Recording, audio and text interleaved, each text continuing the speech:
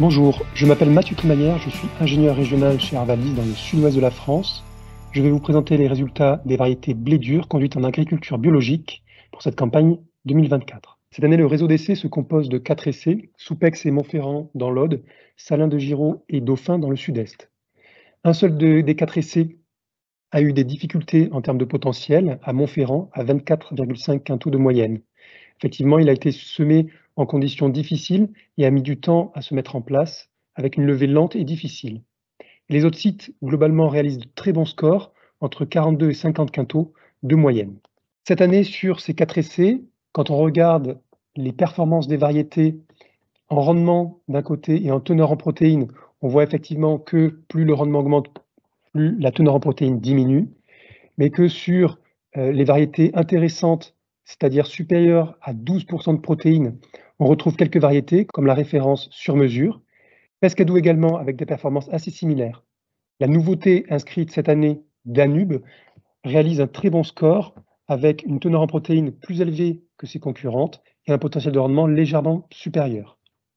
C'est également une variété intéressante car elle a un pouvoir couvrant supérieur aux autres variétés.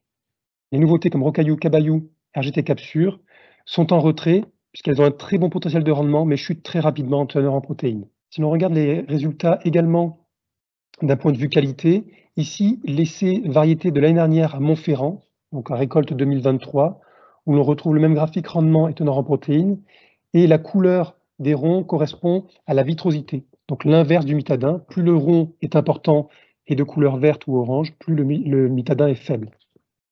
On retrouve sur mesure toujours une variété intéressante sur ce critère-là, rendement teneur en protéines, mais également sur la vitrosité, entre 45 et 60%. Danube est également intéressante sur ce critère-là, inférieure à la vieille référence qui était cultivée, LA 1823, mais plus intéressante que toutes les autres variétés, comme peuvent être Casteldoux, Ratout dur ou RGT voilure. La nouveauté également inscrite cette année, RGT en blavure, est largement en retrait, très bonne en potentiel, mais dilue très fortement en protéines et a un taux de mitadin assez élevé. Au final, en blé dur, en agriculture biologique, on peut voir que la nouvelle variété Danube est une variété intéressante d'un point de vue potentiel, teneur en protéines mais également mitadin, et deviendra certainement une variété de référence dans les années à venir. Vous retrouverez l'ensemble des résultats sur le site arvalisinfo.fr dans les semaines à venir. Merci.